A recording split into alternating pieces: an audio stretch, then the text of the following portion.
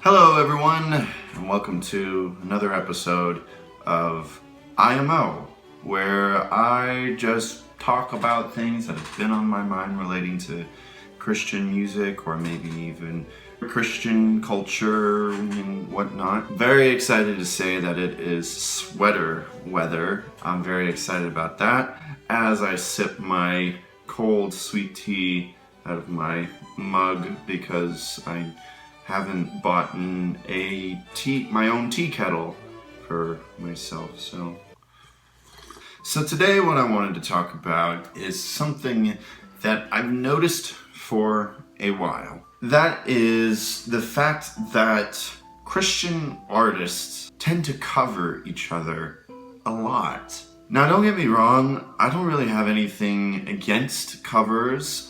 Being a musician myself, I love any chance that I get to perform a song that means a lot to me, because honestly, sometimes other people's songs communicate what you're feeling better than you can. So as a songwriter and performer, I totally get it. And I'm totally fine with bigger artists covering other big artists. Heck, even sometimes there are covers out there that we didn't even know were covers and they became more popular than the original.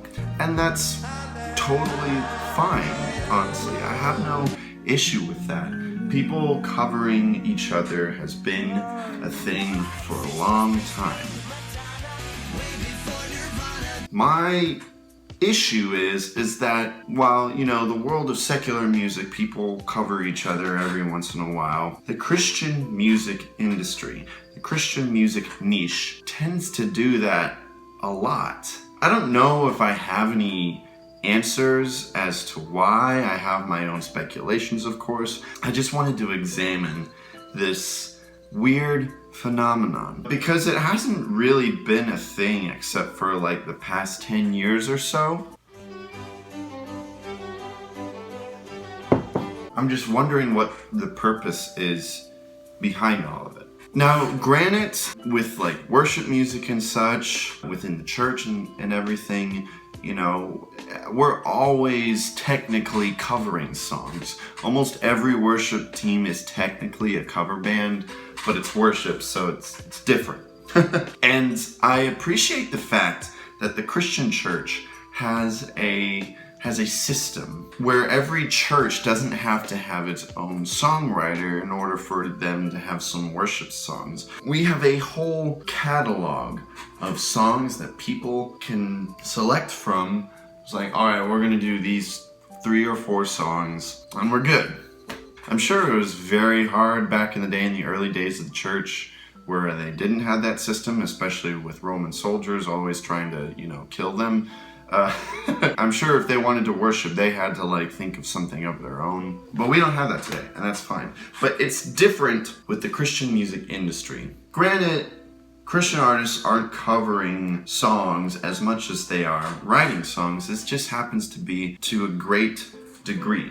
I think the issue I have with it is that it reminds me of, cover bands. Not saying anything against cover bands. If you're in a cover band, I'm sure that's a lot of fun. But here's the thing, is that if you're in a cover band, if you're in like a Queen cover band, you're gonna be getting a lot of gigs because, you're gonna have festivals that are like, oh yeah, the Queen is a band that doesn't exist anymore, but you can play their songs because people know them and people love them, and people in their 30s to middle ages are gonna be like, oh, heck yeah, because they like to drink and they like to dance and sing the songs that they know, so that's easy. And being a Queen cover band can be a lot more fun than a band with a bunch of original songs. I get that. But the truth is, and you can't deny this, is that cover bands are making money. You know, they're being paid to do gigs to perform songs that they didn't write.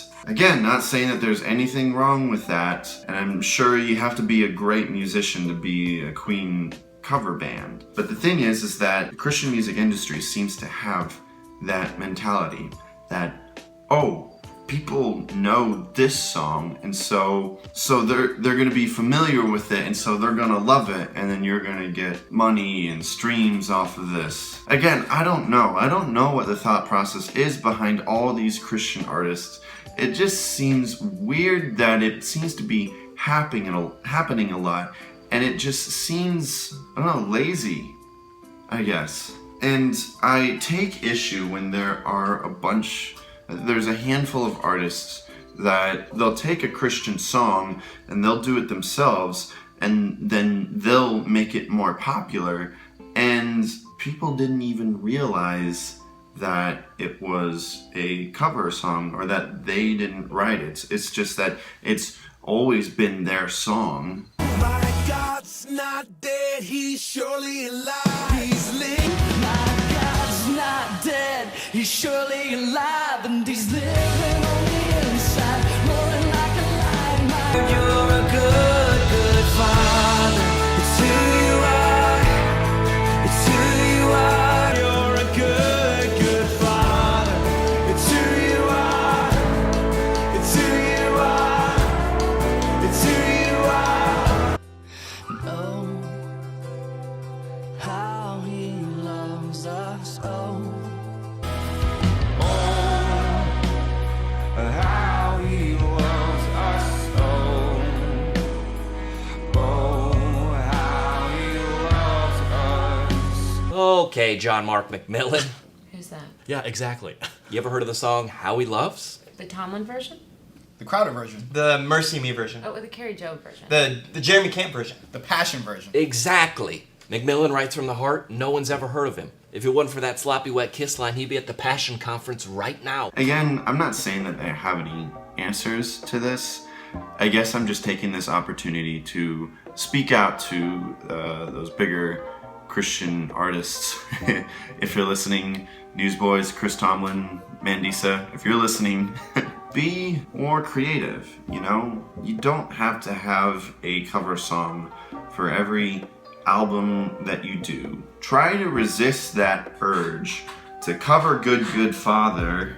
We'll let you remake Good Good Father. Oh my God, we love that song. Yeah. Because you know that people will love it. It just seems a bit insecure if you become popular off of a song that you didn't write. It's as if you don't have the confidence to make your own song as popular. Granted, I'm sure that most of the songs in the top 40 charts of Christian songs today are original songs. I'm trying my best not to blow this whole issue out of proportion, but it's just a thing I noticed. I mean, what are your guys' thoughts about this? I don't know if you guys have ever noticed this, but it's just weird that it's only in the Christian music industry where it's okay to cover someone else's song as often as this little niche of music has.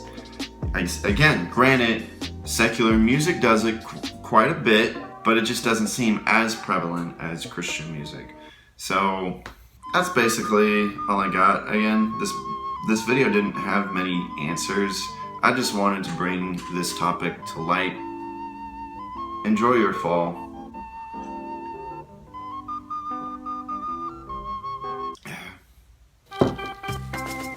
Hey guys, thanks for watching this video. In just a few seconds, you're going to be seeing some link to some other videos on my channel right now. So go check them out. Go click on those videos. I got a podcast.